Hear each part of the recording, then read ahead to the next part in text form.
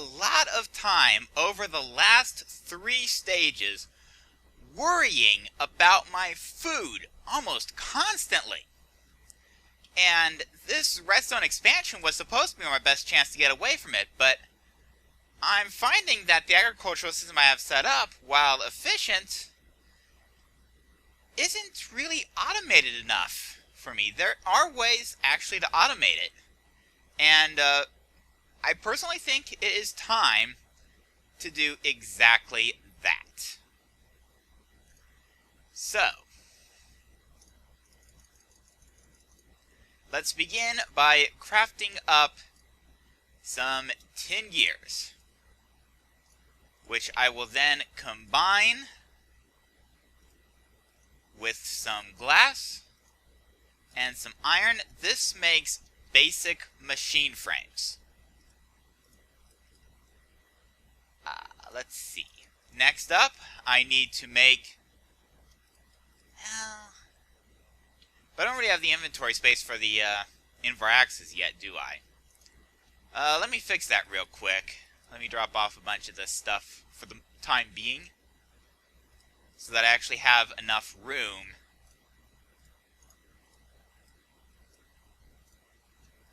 for all these. Oh, seriously? Well, looks like I'm going to have to drop 2. Let's see here. So let's go ahead and craft myself up some redstone reception coils. Okay, let's see here. And I think I need gold gears. Yes, gold gears. And that let me pick up one of them. Let me swap my toolkit out completely so I can pick up the other one. Alright. Alright, now for some shears. And now, let's see, it's shears on the top, invar axes on the sides like so, plastic sheets on the top, left and right, machine frames dead center, gold gears bottom left and right, and the reception coil there. And that's 1. And 2. 3. And 4 is all of those I can make at the moment. But once I get the rest of the shears. 5. And I've got 12 of these to craft. Of course, the main advantage to having 12 of these is that each one of these can cover a modest area. But with 12 of these, I can cover a pretty substantial amount of farmland. Which is good because I've already got a substantial amount of farmland set aside in my farming outpost. And as I have it, that's my 12 harvesters. Now, there is one other machine I need to make, and that is the sludge boiler. I'll get into why it's necessary a bit later. I just know I'm going to have use for it before too much longer. It's going to start with another redstone reception coil. So let's get another iron here. And let's go ahead and 5 iron and 4 tin. And do I have the glass? Ooh, I think I have some in the factory though. I think I left some smelting up because I knew I need some glass for this. So let's run over to the factory. Should be in the crush and smelt line. Yep, there we go. 63 glass.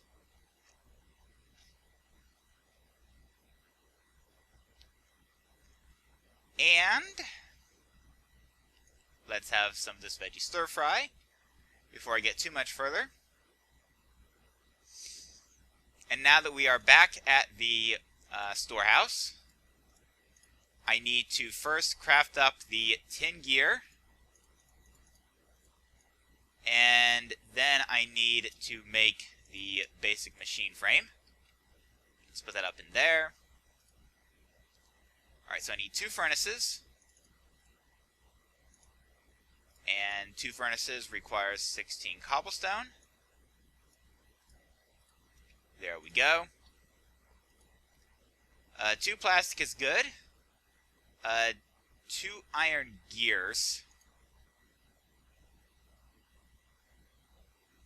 Let's see, there's got to be another recipe. There we go, okay.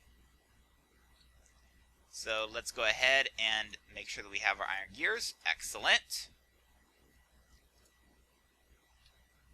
Alright. Forgot to actually make the redstone reception coil. And 3 more iron to make a bucket. Perfect. And now, excellent, there's the sludge boiler. I can go ahead and put the plastic sheets up. There is one other thing that I will need for my farming outpost to actually be usable, and that is the tin upgrade. Now, why do I want the upgrade? Well, what the tin upgrade will do is it will extend the effective range of the harvester by a couple of blocks. See, by default, the harvester will only cover about a 3x3 area, whereas with this tin upgrade, it will actually expand that to 7x7. And there are actually quite a few classes of upgrades. They start with lapis, which takes 3x3 up to 5x5. Tin gives us 7x7, 9x9 for iron, copper, bronze, so on and so forth. A few that I don't really have access to. And yes, there is even a cobble upgrade, complete with air quotes, that actually takes us down to a 1x1. Sure, there's probably some use for it. I just can't think of what it would be at the moment. But there we go. We've got the upgrades. We've got everything we need. I've even got a few extra special building materials. Let's build ourselves an agricultural outpost. To the southwest of Industriville, on the edge of a bog, there is a peninsula sticking out into the bay that marks the southwestern border of Industriville. I've taken the liberty of building a old-style wall and lighting up the peninsula, and I've opted to start the process of turning this peninsula into the agricultural outpost with the construction of a greenhouse. It's a simple building, a stone brick frame, glass walls. And the purpose of the greenhouse really is for crossbreeding of plants.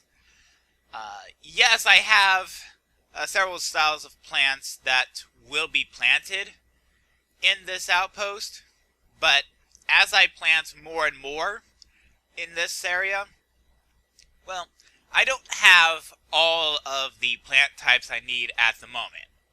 I will have need of other types of plants that I don't yet have prepared, and that greenhouse is going to allow me to get those set up.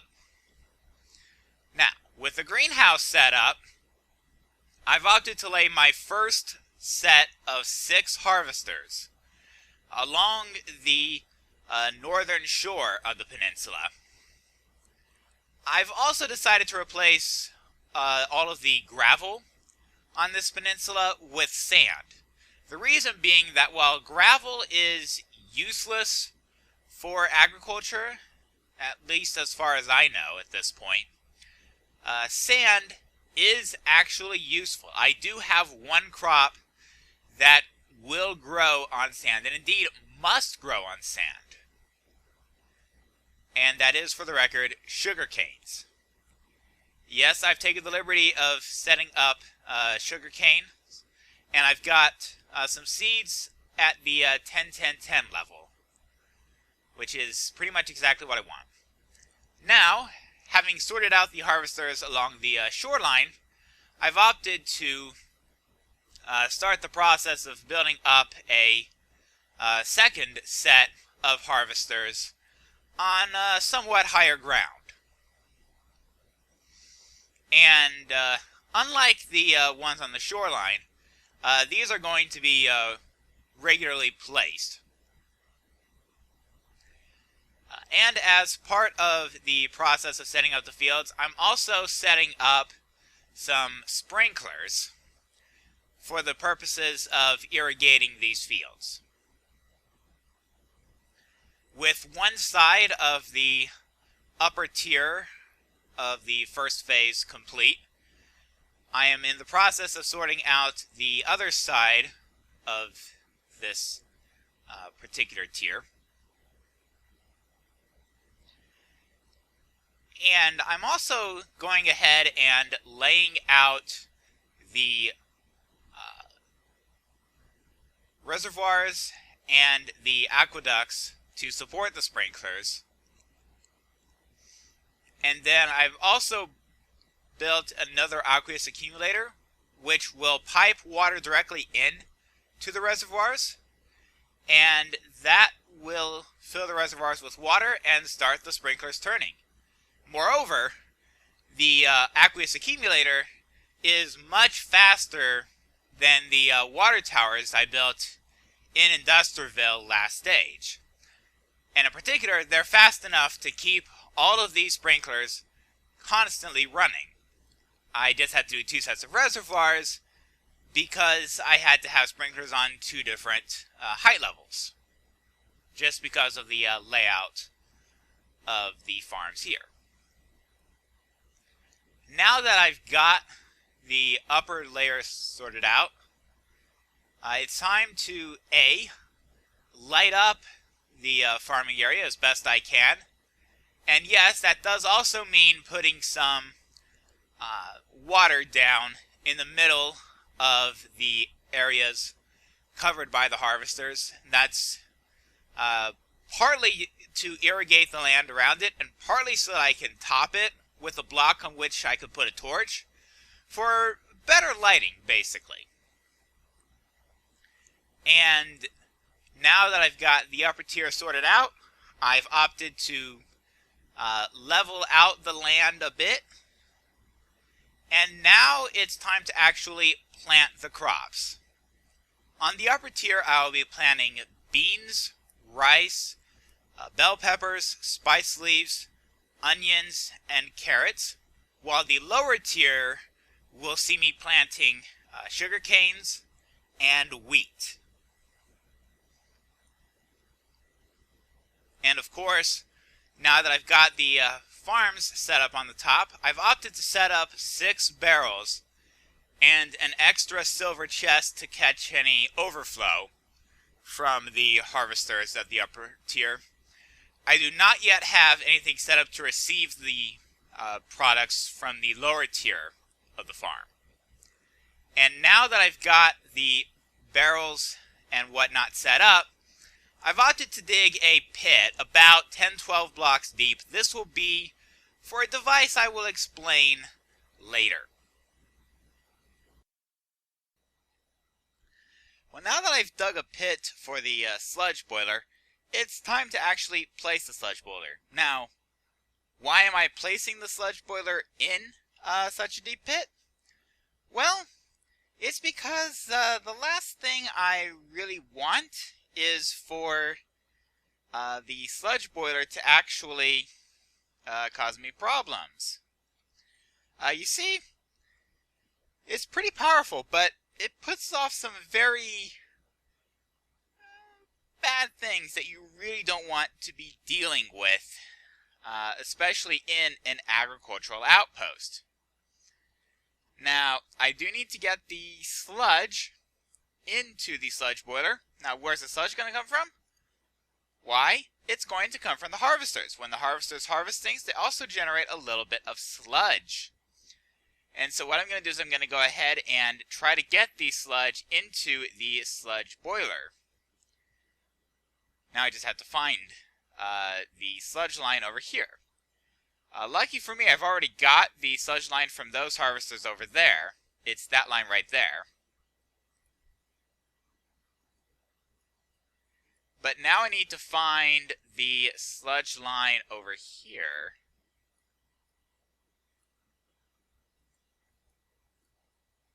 Okay, I think... Okay, wait a minute. Okay, that's the water for the aqueduct system. Which means I'm actually a little bit too low, aren't I? So let me see if I can rectify this. It's somewhere in this area, isn't it?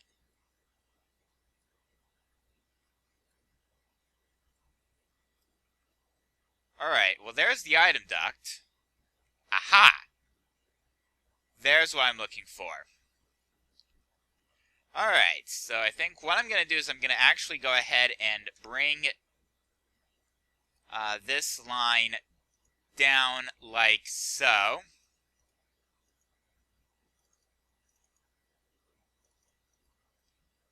There we go. And around that corner, hold on. Let me make sure that the tunnel behind me is closed up properly. So close that in. And that. And that. Actually, I didn't want that there, did I? Because if I put that there, it's going to actually interfere with the ladder. So instead, I'm going to put it through there.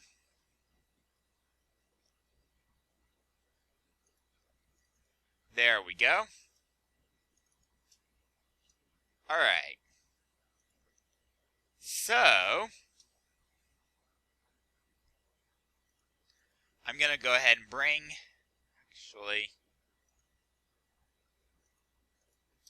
yeah, let me think here. I don't want it to touch that water line. Thankfully, that's the item duct and not the water line there. So now I can connect the two lines for the sewage. And I think just to minimize the length of fluid duct I need, I'm actually going to go ahead and bring that into the sludge boiler there. Now, let's see, part 2 is I need to come up with a way to get power into the system. And actually, there might be a way to do this without too much difficulty. Let's see. If I break that, then I can run a leadstone energy pipe there like so. Yeah.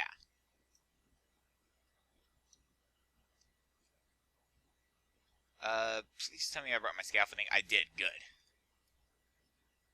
Alright. There we go. Let's go ahead and get rid of that.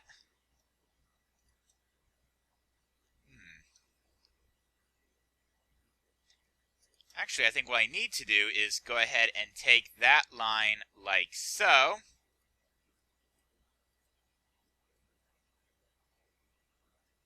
Alright. Let's go ahead and replace. Let's go ahead and put some of the dirt back first off. Unfortunately, I have to replace that bit of dirt because I can't actually replace it with cobblestone like I would prefer to. That's going to put that there. And then if I put the item duct there, or not the item duct, the liquid duct, then I can run that like so, yeah. Alright, well, we're looking good, I dare say. Alright, I can go ahead and get rid of that. I'm going to go ahead and put a torch in that corner there so that this actually, I don't want it there, do I? I think I want it there. That will light up this entire area. Let's go ahead and replace the sewage line. There we go. So we now have sewage and power coming into the sludge boiler. But it's going to produce items as output. And they have to go somewhere. So why don't I go ahead and place item ducts like so. Yeah. And I even brought a little bit of a floor for up top here. I actually brought 2 pieces too many, and there we go. There is 1 silver chest. And that's going to take care of the output from the sludge boilers. Now, I don't actually have any of the harvesters running, so there's no running sludge boilers as of yet. But, hey, we'll get there in due time. Had a bit of a chance to recharge, and I've actually thought to bring some bronze with me so that I can actually repair the mattock. The time has come to complete the upper tier of the farm by planting the remaining crops. 3 of the 6 were already planted. The other 3 still have to be planted. Now, 2 of the last 3 were planted, and the time has come for me to sort out number 6, the last and final field of the upper tier of the agricultural outpost, at least for now. Later on, as I come to have more crops, I will plant additional harvesters and additional fields.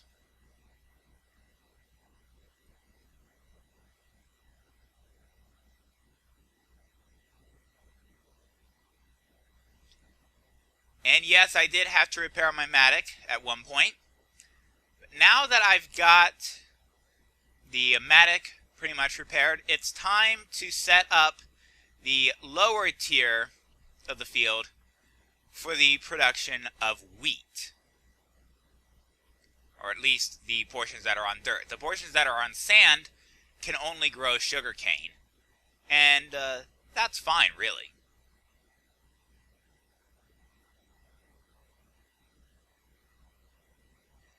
Another aspect of this is to start the process of getting power the rest of the way into this outpost from Industriville.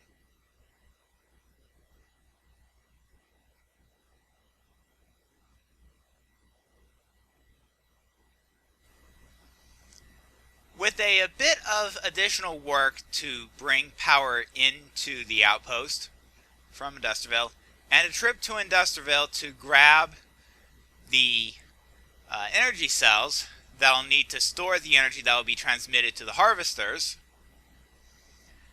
I place the first energy cell and then proceed to actually plant the wheat. Yes, I now have enough health in my mattock to actually be able to plant the wheat. Though I do have to repair the mattock once or twice in this process.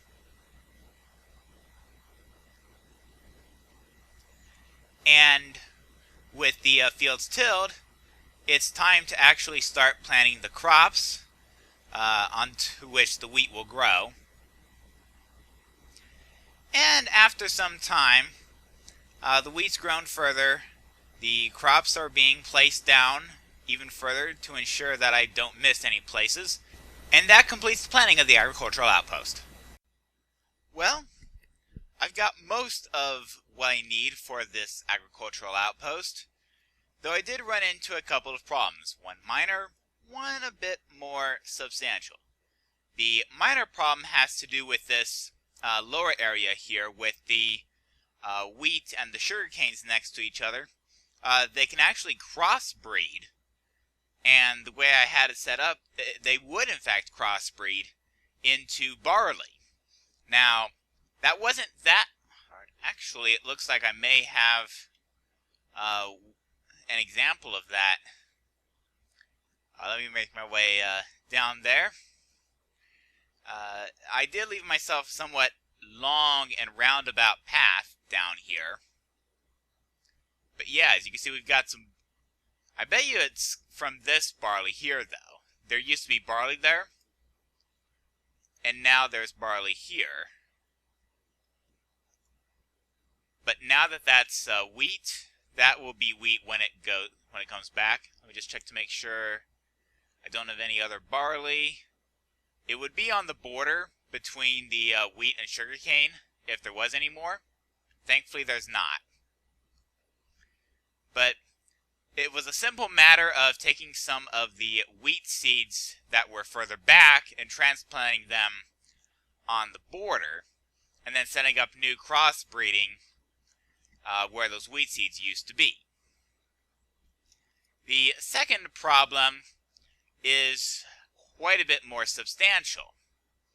As you can see, I've got a line connecting all the way to this energy cell here, and it actually goes, you can see it as it goes across the bay and towards there, and you can't see the rest of it, but it does connect all the way to the dam. Problem is, I'm not getting any power here. But then this is all low voltage lines. It may just be too much, too far for a low voltage current to travel. I do have some ideas as to how I'm going to fix it, but I am going to need some time to sort these things out. And until then, unfortunately, my agricultural outpost will be effectively non-functional.